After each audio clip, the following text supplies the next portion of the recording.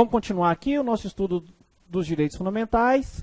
E olha só, agora, anotem no caderno de vocês. Eu quero falar sobre as características clássicas dos direitos fundamentais. Falamos aqui de algumas características dos direitos fundamentais. Agora vamos estudar as características clássicas. Rapidamente, anotem no caderno, porque é tranquilo, ok? Primeira característica. Os direitos fundamentais são imprescritíveis, ok? Então vamos anotar aqui.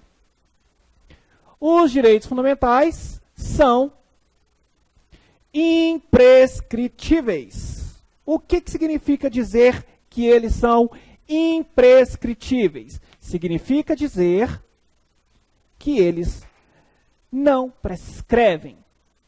Eles não se perdem com o decurso do tempo. Pode passar 30, 50, 100 anos. Você vai ser sempre merecedor daquele direito fundamental.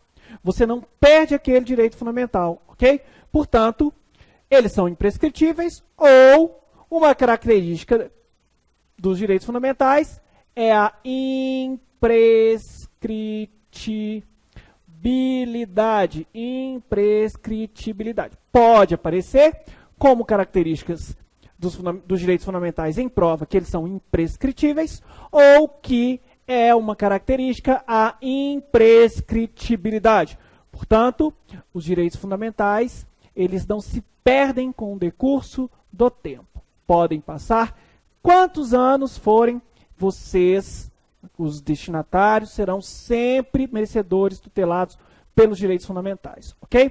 Próxima característica dos direitos fundamentais, eles são inalienáveis. Portanto, vigora aí para os direitos fundamentais, a inalienabilidade. Inalienabilidade. Ok? Eles não são, os direitos fundamentais não são eles não podem ser frutos de negociação, eles não são vendidos. Portanto, eles são inalienáveis, ok? Eu não posso vender a minha vida para você. Eu não posso dispor de um direito fundamental. E aí a gente vai para a próxima característica. Os direitos fundamentais também são indisponíveis. São indisponíveis. Professor, mas você está dizendo que os direitos fundamentais eles são inalienáveis e eles são indisponíveis? Olha só, o senhor está aí dando aula para a gente. O direito à imagem é um direito que o senhor tem, professor. Nós vamos estudá-lo daqui a pouco. Mas olha só, professor, quando você cede o seu direito de imagem, você está alienando o seu direito de imagem? Eu estou alienando, eu estou vendendo o meu direito de imagem? Gente, eu estou cedendo a título oneroso, mas a imagem continuará sendo de quem? Minha. Eu não estou vendendo, eu não estou dispondo. A minha imagem não será uma imagem de outras pessoas. A minha imagem continuará sendo minha imagem. Eu apenas estou cedendo a título oneroso ali que o aprovário se utilize do meu direito de imagem. É isso. Estou dispondo, melhor, estou cedendo a título oneroso a minha imagem. Existe um caráter, o quê? Temporário. Não existe uma definitividade. Não estou vendendo a minha imagem aí para outro. Não, a minha imagem continuará sendo a minha imagem. É um direito fundamental meu, ninguém me tira. Mas eu posso ceder a minha imagem a título oneroso. Existe uma diferença entre ceder ali a minha imagem a título oneroso do que alienar a minha imagem. Não vendo ali a minha imagem. O que eu estou vendendo, o que eu estou, na verdade, é cedendo a título oneroso a utilização da minha imagem. E não estou desfazendo da minha imagem. A minha imagem continuará sendo minha. Entenderam a diferença? Portanto, estudamos aí. Os direitos fundamentais são imprescritíveis, são inalienáveis, são indisponíveis. E eles também são irrenunciáveis, ok? Então, próxima característica dos direitos fundamentais, eles são irrenunciáveis. Irrenunciáveis. Eu não posso renunciar a um direito fundamental. Ok? Portanto, são irrenunciáveis também. Além disso, os direitos fundamentais também são invioláveis. Anotem aí no caderno de vocês. Os direitos fundamentais também são invioláveis. Eles não podem ser violados. Se os meus direitos fundamentais, se um direito fundamental meu for violado, o que eu faço, hein? Se um direito fundamental meu for violado, eu terei que ir ao judiciário reclamar aquela violação que aconteceu. Ok? Eu fui ofendido no meu direito fundamental e eu tenho que buscar a tutela do Estado para resolver aquela questão. Por quê? Porque não se pode violar os direitos fundamentais. Eles são o quê? Invioláveis. Ok? Outra característica dos direitos fundamentais, eles são universais, ok? Os direitos fundamentais são universais. Para onde eu for, eles caminham junto comigo, ok? Para onde eu for, eu continuarei sendo destinatário dos direitos fundamentais. É exatamente por essa característica, é exatamente dentro dessa perspectiva que o estrangeiro não residente, ele é destinatário de direitos fundamentais, como nós vimos no bloco passado, ok? Bom, tintim aí para vocês. Outra característica clássica dos direitos fundamentais é que eles são históricos. Ah, nós até estudamos isso, né? Os direitos de primeira dimensão, de segunda dimensão, de terceira dimensão, ok? Esses direitos são históricos, foram conquistados aí ao longo do tempo por um longo processo e por um longo e violento, diga-se de passagem, processo histórico, ok? Além disso, a última característica clássica que nós vamos estudar é que os direitos fundamentais são interdependentes. Interdependentes, ok? Eles são interdependentes. Um direito fundamental, ele tem relação de interdependência com outro direito fundamental, ok? São direitos que estão intimamente ligados.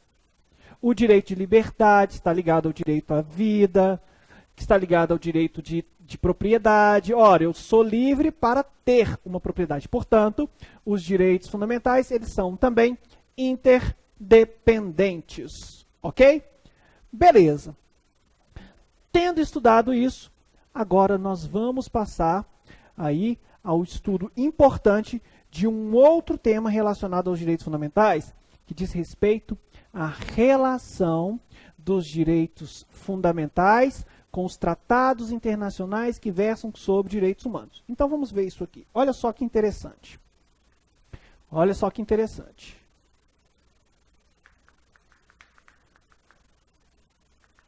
Nós estudamos, nós falamos que os direitos fundamentais são direitos humanos. Lembram disso?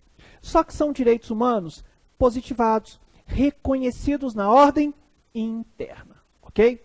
Então, olha só. Quando o Brasil reconhece ali um direito humano, através de um tratado internacional que versa sobre o direito humano, ele traz esse direito humano para dentro do país, ok? E esse direito humano que ele traz para dentro do país, ele vai se tornar o quê? Se trouxe para dentro aquele direito humano, ele vai se tornar um direito fundamental. Mas olha só que interessante. Como é que isso acontece? Vejam só. A nossa pirâmide, que é chamada pirâmide de Hans-Kelsen, que traduz ali o nosso ordenamento jurídico, no topo nós temos a Constituição Federal, ok? E abaixo da Constituição Federal, nós temos as chamadas o quê? Normas infraconstitucionais. Essas normas infraconstitucionais, elas são hierarquicamente inferiores às normas da Constituição. Elas devem obedecer à Constituição. Se elas não obedecerem à Constituição, elas podem ser ceifadas do nosso ordenamento jurídico. Elas podem não pertencer mais ao nosso ordenamento jurídico, ok? Acontece que o Brasil, ele pode ir lá fora. Ele pode celebrar com outro Estado, no seu exercício da soberania externa, ele pode celebrar tratados, acordos internacionais. Não pode? Pode. E olha só, imaginem vocês que o Brasil tenha celebrado um tratado internacional que versa sobre direitos humanos. Então vamos pensar nisso. O Brasil celebrou um tratado internacional que versa sobre direitos humanos. Se ele celebrou esse tratado internacional que versa sobre direitos humanos, onde que esse tratado internacional que versa sobre direitos humanos vai ficar aqui dentro da nossa Constituição? Olha só. Aí, gente, eu quero que vocês vão comigo no artigo 5º, abram a Constituição, vai lá no artigo 5º, no final do artigo 5º, ou seja, antes do artigo 6º, e vejam comigo o que diz o parágrafo 3º do artigo 5º. Tá? Então, vou anotar aqui. Ó. Olha só. Artigo 5º, parágrafo 3º da Constituição Federal. O que diz? Vamos ler juntos. Diz o seguinte: os tratados e convenções internacionais sobre direitos humanos que forem aprovados em cada casa do Congresso Nacional, em 2 turnos, por 3/5 dos votos dos respectivos membros, serão equivalentes às emendas constitucionais. Então, vejam só. Se esse tratado internacional, que versa sobre direitos humanos, for aprovado em cada casa do Congresso Nacional, por 2 vezes, obtendo em cada uma delas a maioria de 3/5 dos votos dos membros, e quando eu falo de Congresso Nacional, né, gente, nós temos no Congresso Nacional a Câmara dos Deputados Federais e nós temos também o Senado Federal, ok? Veja, esse tratado internacional passou 2 vezes na Câmara dos Deputados e passou 2 vezes pelo Senado Federal, e cada uma dessas vezes, o que aconteceu? Ele obteve 3/5 dos votos dos membros. Se isso acontecer, esse tratado internacional, ele ganha status de emenda constitucional. Portanto, se ele ganha status de emenda constitucional, ele vai fazer parte de quem? Da Constituição. Ele vai se tornar norma constitucional. Portanto, por força do artigo 5º do parágrafo 3º, se o Brasil celebrar um tratado internacional que versar sobre direitos humanos, e esse tratado internacional que versar sobre direitos humanos passar pelo crivo, pelo procedimento do artigo 5º, parágrafo 3º, vou ler de novo.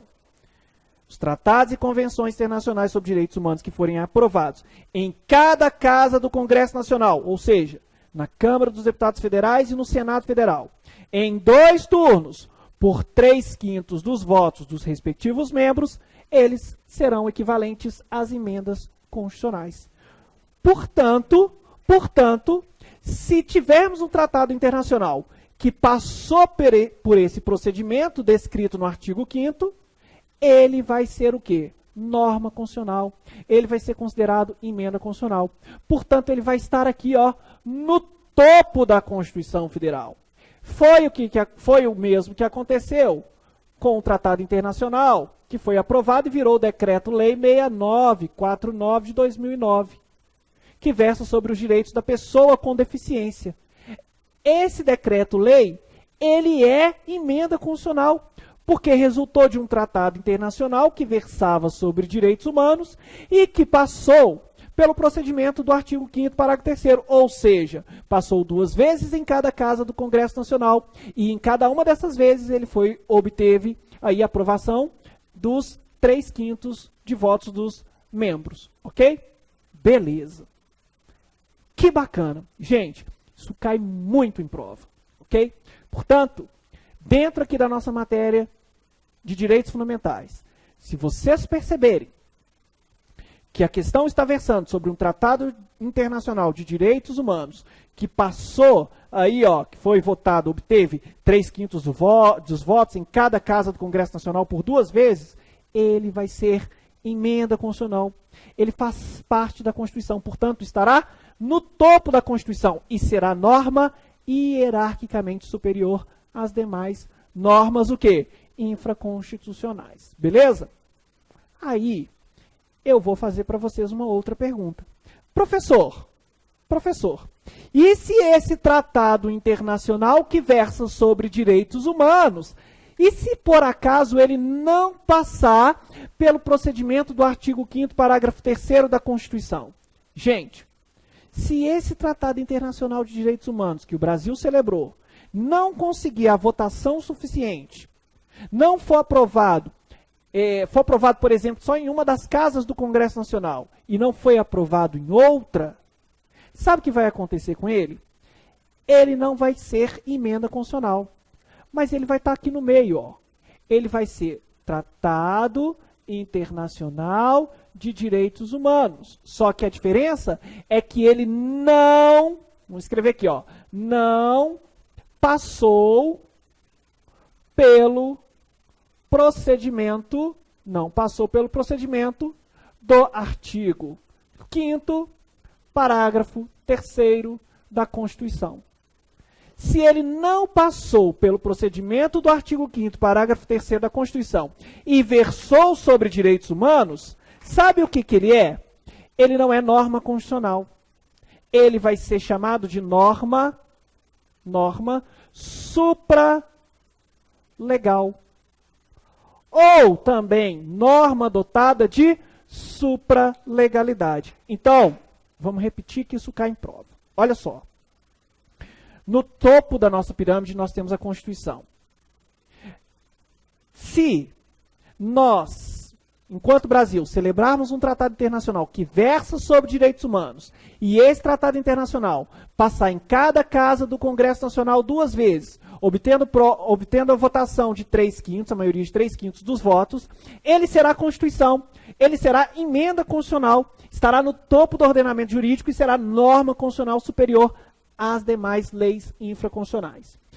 Mas se esse Tratado Internacional de Direitos Humanos não conseguiu, por exemplo, a votação suficiente, ou não conseguiu passar em uma das casas do Congresso Nacional, mas ele versa sobre direitos humanos, ele vai ser considerado norma supralegal. Por que supralegal? Estará acima das leis, mas abaixo da Constituição. Ok? Por isso, supralegal. Supra, acima, legal, das leis. Ok? Professor, tem outra pergunta. E se esse tratado internacional que versa sobre... e se esse tratado internacional não versar sobre direitos humanos? Vamos supor que o Brasil foi lá fora e celebrou um tratado internacional, mas esse tratado internacional, ó, tratava de direitos humanos não. E aí? Se esse tratado internacional for ratificado, for internalizado, mas ele não versa sobre direitos humanos, ele vai estar aqui, ó.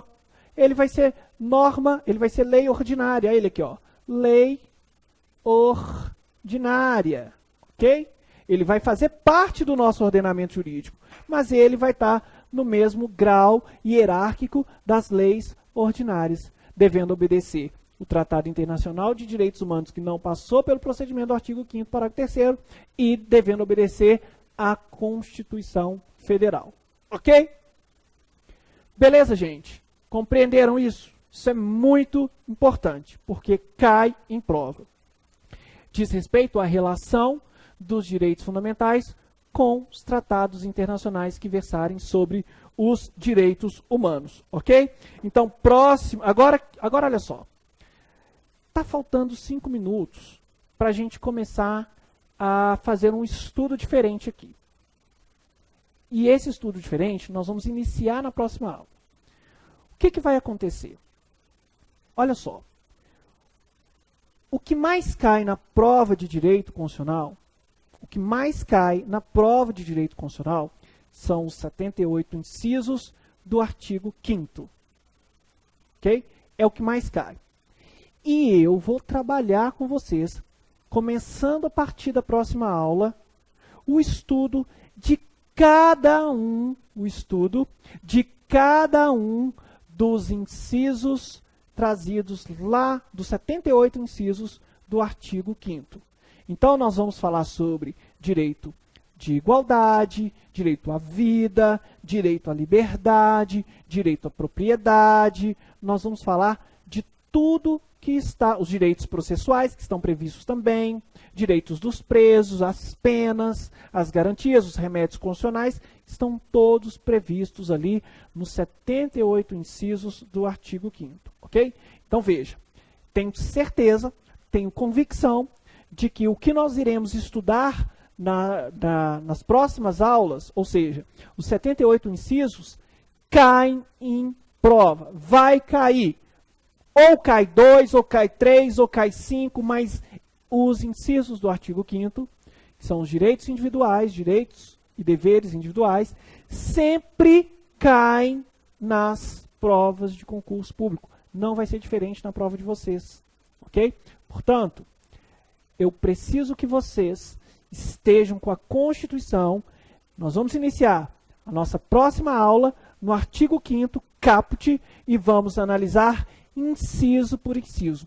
E eu vou falar com vocês o que pega em cada um dos incisos nas provas, ok?